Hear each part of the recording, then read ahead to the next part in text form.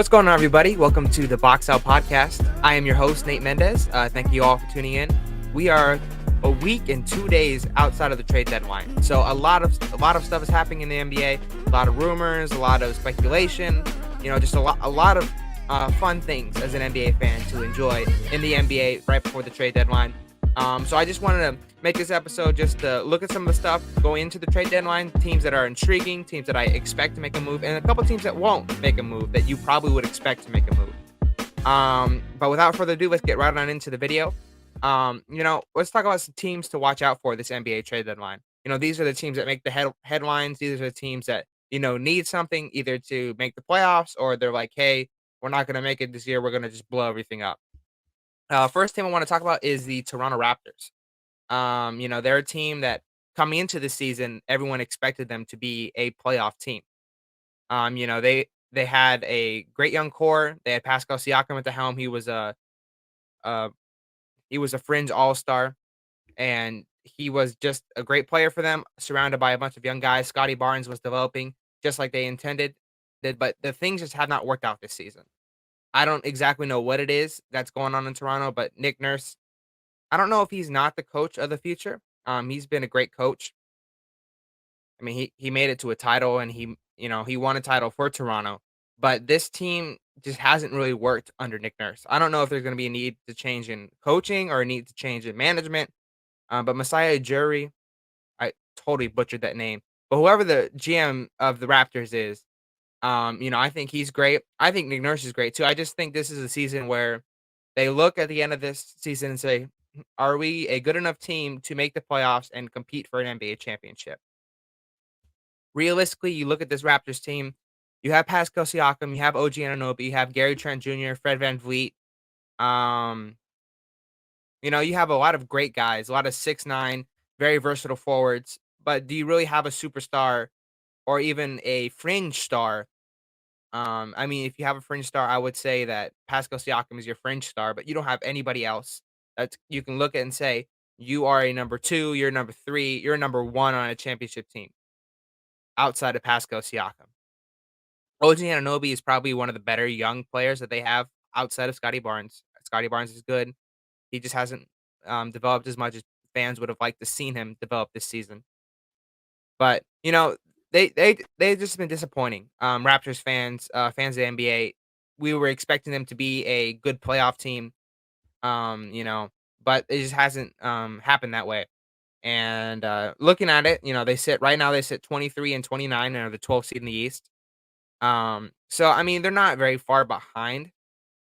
If they really want to, here I'm gonna pull up the standings real quick.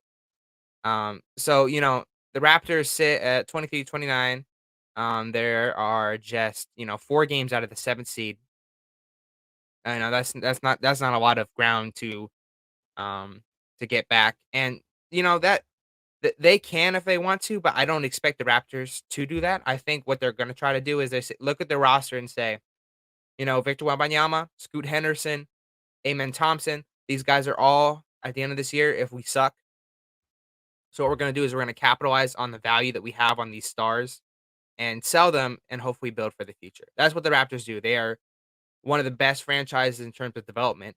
I mean, we're looking at the Thunder too, and they look like one of the best places for development as well. Um, but the Raptors, they've always just been really good at developing big men. And Victor Wembanyama would be a perfect place to put in Toronto. I really think Pascal Siakam would give him a great return, probably one of the better returns for anybody else in this roster. OG Anunoby's probably second. He's probably the more realistic get out of the two because I don't think teams are going to pay what the Raptors want for Pascal Siakam.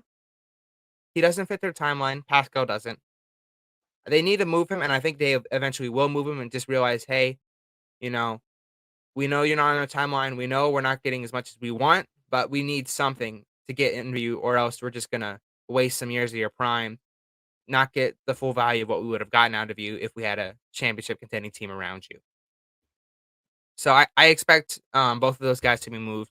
Gary Trent Jr. has been in rumors, but a lot of the rumors that has been surrounding the Raptors has been a team, it's very very close, near and dear to my heart.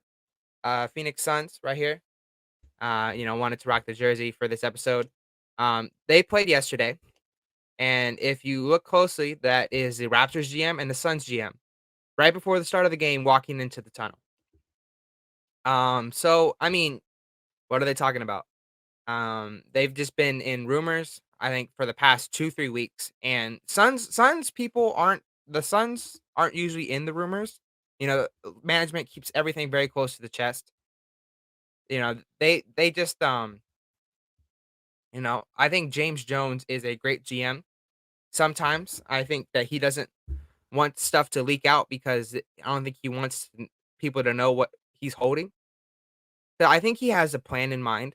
He just hasn't been able to execute upon it because he just waits too long. There's no rumors, and I think just people expect him not doing anything. But James Jones, I believe, has been calling the phones. He's been trying to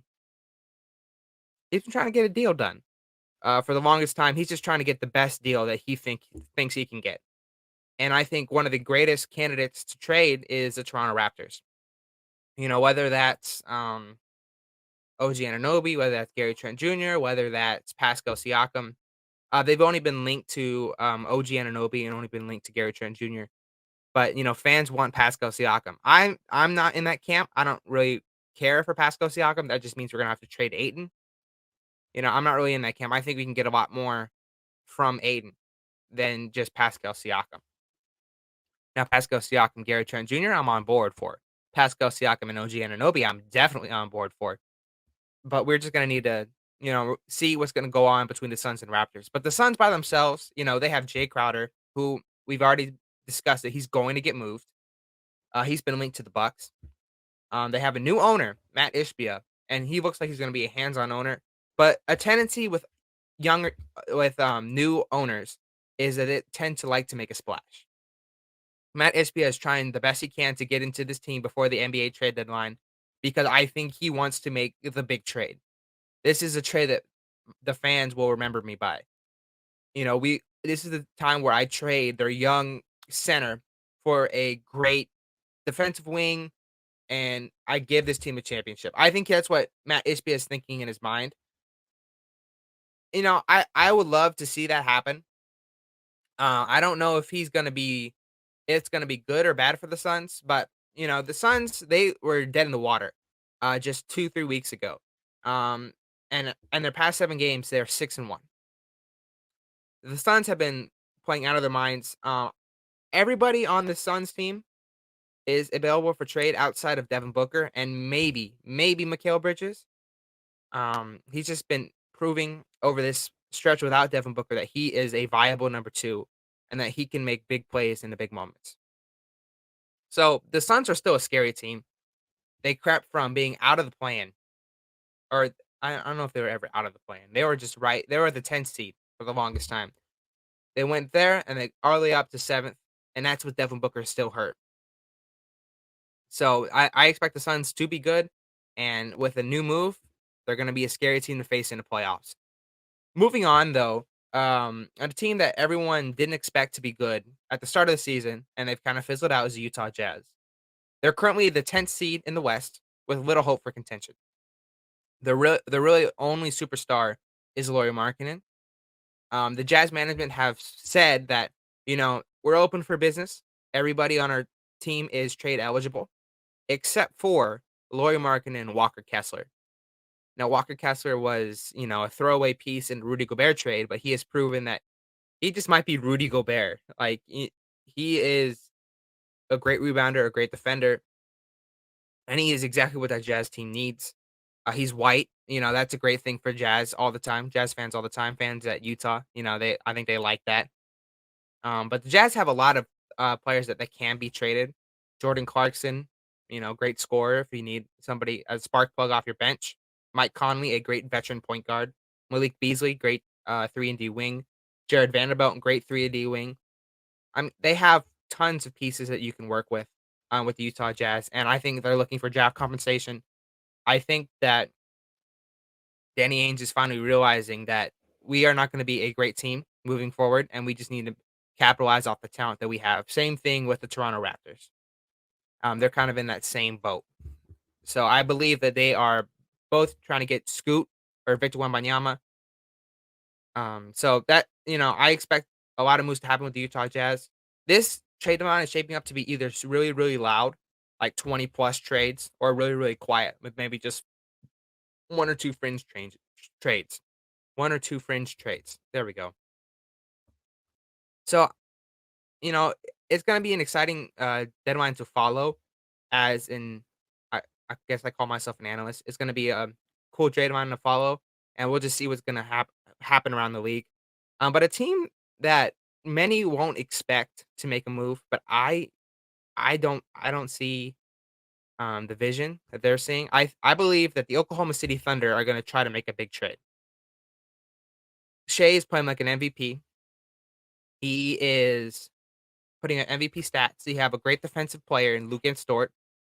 Josh Giddey is still being a great young player. You have the pieces to be a playoff contender. And they're the 11th seed. They're just right there knocking on the door of the play-in right now. Make a move for somebody. Make a move for OG Anunoby. Make a move for Gary Trent Jr. Make a move for a young superstar to jumpstart your rebuild. They could get. I think a lot of people are just expecting the tank for Victor Wembanyama, then be in playoff contention. But you have Chet Holmgren. Do you really need two skinny 7-footers? I get Victor Wembanyama is one of the best prospects we have ever seen, but the Thunder might just have all the pieces they need to be a playoff contender and eventually a championship contender. So don't be surprised if you see a big move happen in Oklahoma City, a big player moving to Oklahoma City. You never know what's going to happen in the NBA. It's always a crazy time. But let's talk about some teams that I don't expect to make a move. I want to start with a team that already has made a move, the Los Angeles Lakers. They made a move for Rui Hachimura. They traded Kendrick Nunn, backup point guard, probably their third string point guard, and I think a second or 2 seconds for Rui Hachimura, who is a 3-and-D wing. He's a great fringe player, but I don't expect the Lakers to make any other moves because they've just been so hesitant with trading their first overall picks or their first round picks, and especially with Turner off the market and Buddy Hield and Miles Turner, that deal is kind of dead because Turner is off the market after he signed that new extension. I just think the Lakers are just gonna hold on to the pieces they have, just wait for next offseason when they have cap space to sign like a Kyrie Irving or a great player in free agency and just wait for contention. You're kind of wasting a year of LeBron's prime, but LeBron's gonna get the scoring record. I think he's gonna be happy regardless with the accomplishments that he's achieved this season. Another team that has been linked to the Los Angeles Lakers, that's the Chicago Bulls. Zach LaVine has been linked. DeMar DeRozan has been linked. I don't expect them to make a move either because I don't think they know exactly what they have. Lonzo Ball is hurt. Are you a playoff team when he comes back? Are you able to make a good enough trade where you can either get young guys and develop them, which they have never been able to do? Lauri Markkanen got drafted by the Chicago Bulls and did nothing. He went to Cleveland, did a little bit, and has gone to Utah and proven that he's an all-star. And then, they haven't been able to develop the talent. Patrick Williams, he's an okay. Kobe Williams, he's okay. Is it Kobe Williams? Kobe White, my bad. Kobe White has been okay, but it's just that the Chicago Bulls have just not been able to develop the talent correctly. And I don't think that moving towards blowing it up and going young is the answer for Chicago. They still have to figure out what are we gonna do. Um, I think this is just a year where it's kind of a waste. I think maybe they suck. Maybe they just rest their starters and just say, "Hey, we want Scoot Henderson, we want Amen Thompson. We just have to figure something out because I don't know exactly what to do." And I think that's the exact place the Chicago Bulls are in. But it's hard to make a move when you don't exactly know what you have. Another one, the Portland Trail Blazers. Um, they've never given Dame the help he needs. Jeremy Grant is not a viable second option for the Portland Trail Blazers, and I do not expect them to make the playoffs. It's a bold prediction. It's a bold prediction betting against Dame Lillard, but I don't expect them to make the playoffs. So we'll just have to wait and see with those teams. But I just want to get into some quick news around the NBA right before I get out of here. Um, so we all remember when John Morant went on. I forget who he talked to, but he had an interview with ESPN, and she asked him, who do you want to run through, or who do you expect to run through when you're looking at the playoffs? And he said the Boston Celtics. Nobody in the West. That's what she said. He says, "Nah, I'm fine in the West." Well, over the past 5 games against Western Conference opponents, he has been 0-5. That includes losses to the Minnesota Timberwolves, the Phoenix Suns. That's not a good look for you, Jaw. Not a good look for you, Grizzlies. I don't think you're fine in the West. I think you overlook quite a few teams, and funny enough, he actually lost to the Lakers too. Funny enough, this all happens after the Shannon Sharp incident, where Shannon Sharp took on the whole Memphis Grizzlies team. So it's just funny. It's just a whole bunch of irony with the Memphis Grizzlies, and I just love to see it. We're also nearing the NBA All-Star break, and the starters have been announced. So team captains for the East, it's Giannis Antetokounmpo. For the West, it's LeBron James. For the East, you have Giannis Antetokounmpo, Kyrie Irving, Donovan Mitchell, Kevin Durant, and Jason Tatum. Those are your starters for the East. And in the West, it's LeBron, Stephen Curry, Luka Doncic, Nikola Jokic, and Zion Williamson. So yeah, a lot of fun stuff to look forward to. And it's still the draft, so it's going to be a mixed match of those two teams. But I'm just very excited to see what this NBA All Star break brings. Mac McClung is the first G League player that's going to be in the dunk contest. I think it's going to be really fun. And I'm hoping, because it's sucked the past couple years, but I am just hoping and just praying that this is going to be a fun All Star break. With that being said, thank you all for tuning in. I just want to talk about next week, because next Thursday is going to be the NBA trade deadline. I'll be going live on YouTube, and I'm going to react to the moves that went on that day. So what that means is, I will be live. You can watch me live if you want to, but I understand a lot of you are at work or you're at school or whatever. You'll be able to watch the video after.